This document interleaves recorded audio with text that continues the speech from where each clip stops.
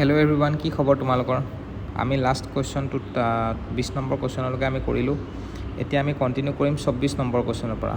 24ৰ পৰা আমি কণ্টিনিউ কৰিম, কাৰণ চব আমি পঢ়া নাই, কাৰণ যোনখিনি অলৰেডি থিয়ৰীত হৈ গৈছে সেইখিনি আৰু পঢ়িটো লাভ নাই। তো 24 নম্বৰ কুৱেশ্যনটো কি কৈছে চোৱা। Under microscope ferrite appears as. ফেৰাইটটো কেনেকৈ এপিয়াৰ হয় মাইক্ৰস্ক'পৰ কাৰণে? তো এইটো অপশ্যন এ আছে হোৱাইট, বি আছে ডাৰ্ক, বি আছে লাইট, চি আছে ডাৰ্ক আৰু ডি আছে নান অফ দিছ। তো অপশ্যন বি হ'ব, বুজি পাইছা? ফেৰাইটটো লাইট হ'ব, মানে বেছি ডাৰ্কো নহয় বেছি হোৱাইটো নহয়, লাইট কালাৰ এটা আহিব ফেৰাইটত মাইক্ৰস্কপিকত। তো এইখিনি মুখস্থ কৰিব লাগিব, এইখিনিতো আৰু একো কনচেপ্ট বুজিবলগীয়া নাই। তো মুখস্থ কৰিব লাগিব যে কি মাইক্ৰস্কপিক বিহেভিয়াৰত মাইক্ৰস্কপিক যদি ইউজ কৰা ফেৰাইট চাব লাগিলে তেতিয়াহ'লে আমাৰ ফেৰাইটটো লাইট কালাৰ দেখা যায়। তাৰ তলত এইকেইটা আছে চোৱা, ফেৰাইটত লাইট, অষ্টেনাইটত হোৱাইট। মনত ৰাখিবা অষ্টেনাইটটো হোৱাইট, চিমেণ্টাইটটো হোৱাইট। তো এইকেইটা মনত ৰাখিবা। ডাৰ্ক কোনটো হয়? পিয়াৰ লাইট। পিয়াৰ লাইটটো কি হয়? পিয়াৰ লাইটটো ডাৰ্ক হ'ব। মাৰ্টেনচাইটটো মষ্টলি হোৱাইটে হয়। তো মেক্সিমাম হোৱাইটে আছে, লাইট অকল এটাই আছে, সেইটো হ'ল ফেৰাইট, বুজি পাইছা?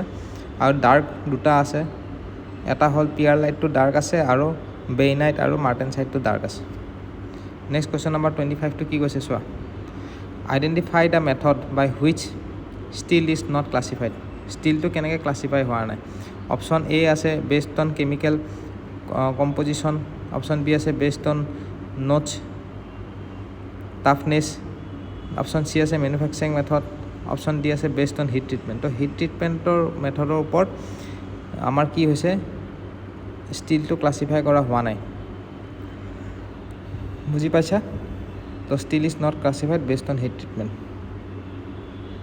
তাৰপিছত এইখিনি নালাগে। কুৱেশ্যন নম্বৰ 29টো চোৱা। 29টো এইখিনিতো অলৰেডি কৰা মনতে আছে তোমালোকৰ চাগে।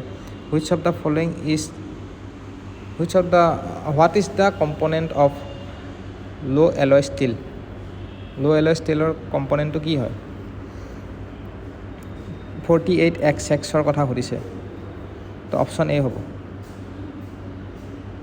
নিকেল আছে 3.5% আৰু মলিবডেনাম আছে 0.25%। সেইটো মনত ৰাখিবা এইটো ইয়াতে তোমালোকে চাৰ্ট দিয়া আছে চোৱা। 13X6 হ'লে মেংগানিজ হ'ব 1.75% আৰু 40X6 হ'লে এই 40X6টো এইটো মনত ৰাখিবা ওপৰটো। 40X6 আৰু 13টো নালাগে, ইয়াতে যোনটো সুধিছে এইটোৱে মনত ৰাখা, কাৰণ মেক্সিমাম এক্সামত তোমাৰ ডাইৰেক্ট কুৱেশ্যনে হেৰি কৰে, কাৰণ ইমানটো আৰু মনত ৰাখিব নোৱাৰি। যদি পাৰাটো ভাল কথা, মনত ৰাখিবা 40X6টো মলিবডেনাম 0.2%ৰ পৰা 0.25% আৰু ছালফাৰ আছে 0.042%। What is the component of law' alloy steel 48X6? তো এইটো মনত ৰাখিবা, নিকেল 3.5% আৰু মলিবডেনাম 0.25%। ঠিক আছে।